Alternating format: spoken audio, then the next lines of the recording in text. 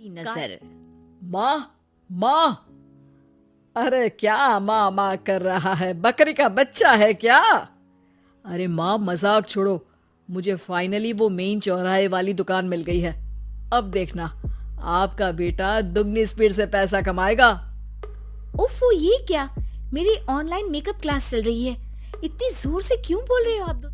अरे मेरी धर्म पत्नी जी, मेकअप क्लास बाद में करना। वो चौराहे वाली दुकान मिल गई है हमको।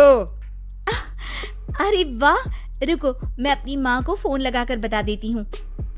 अरे मैं भी अपने रिश्तेदारों को बता देती हूँ। कितनी खुशी की बात है। हाँ हाँ, मैं भी अपने दोस्तों को बता देता हूँ। 1 हफ्ते बाद रजिस्ट्री है। बस, घर में खुशी का मौका था। उन तीनों ने अपने अपने फोन उठाए और लोगों में बात फैलाना शुरू कर दिया। रही सही कसर श्वेता बहू ने अपने पड़ोस में सबको बताकर कर दी। अरे वर्मा आंटी, अब हम भी जल्दी कार ले लेंगे। घर का रेनोवेशन होगा और ठाट से रहेंगे हम भी। अरे ऐसा क्या हुआ? लॉटरी बाटरी लग गई है क्या? अरे इस बार चौराहे वाली मॉल में हमको भी दुकान मिल गई है। दुकान नंबर 21, जो एकदम चौराहे पर है। अब ग्राहक बढ़ेंगे तो आमदनी भी बढ़ेगी ही ना। अरे वाह, कितनी खुशी की बात है। मैं बहुत खुश हूँ तुम्हें इतना खुश देख के। बाकी एक बात कहूँ, सबको मत बताते फिरना। किसी की नजर लग जाएगी तो खुशी की खबर वापस लौट जाएगी। हैं? ऐसे थोड़ी ना होता है। अब डरा रही हो। अरे सही कह रही हूँ, काली नजर कहते हैं इस चीज को। जब आप किसी को कुछ बताओ और वो काम बिगड़ जाए। अरे लेकिन मैं तो... तुमने सबको बता दिया ना? हाँ, फोन लगा लगा के। अब बच के रहना, काली नजर बड़ी खतरनाक होती है। श्वेता इतनी खुश रहती है कि वो वर्मा आंटी की बात पर ध्यान ही नहीं देती, जबकि पड़ोस में और भी लोगों से खुशी की खबर शेयर करती रहती है। अगले दिन राजेश बहुत दुखी होकर घर आता है। अरे बेटा, क्या हुआ? मुंह क्यों सूजा हुआ है? मधुमक्खी ने काट लिया क्या? माँ, वो दुकान किसी और के पास चली गई। किसी ने ज्यादा भाव लगा दिया। अरे पर बात तो आपसे हुई थी ना उस दुकान वाले की। हाँ, आज मैं टोकन अमाउंट देने गया था, तब मुझे पता चला। कोई आकर सुबह मुझसे पहले ही ज्यादा अमाउंट दे गया। काली नजर। क्या कहा? वर्मा आंटी ने समझाया था कि किसी को बताना मत, वरना काली नजर लग जाएगी। अच्छा, तुम्हें उनकी बात मान लेनी चाहिए थी। उनकी बात मान ली, उसके पहले ही सबको बता चुके थे ना हम तीनों। अरे अगली बार से ध्यान रखेंगे। कोई भी नई चीज होगी तो किसी को नहीं बताएंगे। तीनों कुछ दिन ऐसे ही रहते हैं, पर एक दिन श्वेता को एक मेल आता है। राजेश, मेरा ऑनलाइन मेकअप कोर्स कंप्लीट हो गया। अब मैं खुद का पार्लर खोल सकती हूँ। अरे वाह, अपने मोहल्ले में ही खोलते हैं। ये जो घर के सामने दुकान है ना, वहीं। हाँ, यहाँ सस्ती भी मिल जाएगी। अगले दिन श्वेता वर्मा आंटी के पास जाती है मिठाई का डब्बा लेकर। अरे आओ आओ, कैसे आना हुआ? जोर से नहीं बोलूंगी।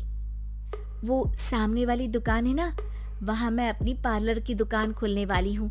उसकी मिठाई है। अरे वाह, बहुत बधाई हो तुमको। हाँ, मैं कमाने लगूंगी तो राजेश पर पूरे घर का बोझ नहीं रहेगा ना आंटी जी। ये तो है, पर ये बता कि तूने ये बात किसी और को तो नहीं बताई ना? अरे नहीं नहीं, पिछली बार गलती कर दी थी। काली नजर लगी किसी की और राजेश के हाथ से वो दुकान चली गई थी। सबको मत बताना। चलो मैं चलती हूँ, कल दुकान की बात करने भी तो जाना है। अगले दिन श्वेता दुकान मालिक से बात करने जाती है। अरे लेकिन दुकान तो हम कल रात को ही किसी को दे चुके हैं। कल ही? हाँ, कल ही। 2 दिन बाद कोई यहाँ पार्लर भी खोल लेगा। अब कहीं और दुकान देख लीजिए। अरे पर हमको भी तो पार्लर ही खोलना था। हाँ भाई, एक ही दुकान है, आधी आधी तो नहीं दे सकता ना मैं। राजेश और श्वेता घर पर हताश होकर आ जाती।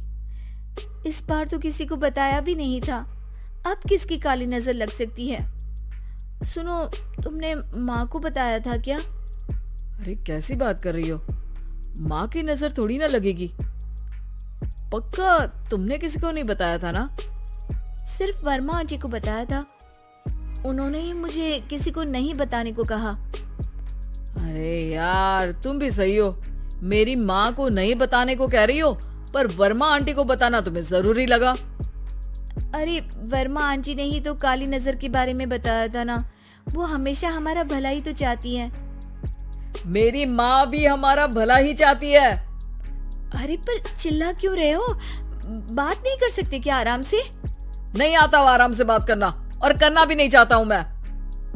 दुकान जाने का दुख गुस्से में बदल गया था और राजेश और श्वेता में बात बंद हो गई थी।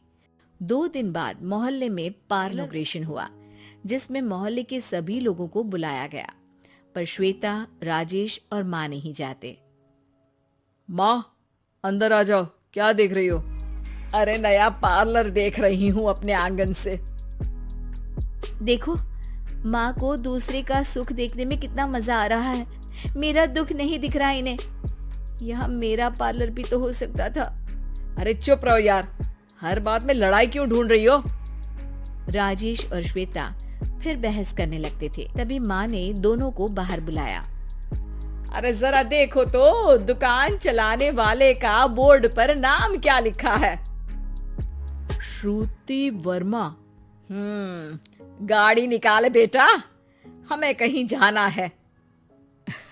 काली नजर का इलाज कराने? राजेश अपनी बाइक निकालता है। तीनों ट्रिपलिंग कर रहे हैं। माँ राजेश को उस मॉल वाली दुकान पर लेकर जाती है जहां राजेश अपनी दुकान खोलने वाला था। यही दुकान लेना चाहता था ना तू?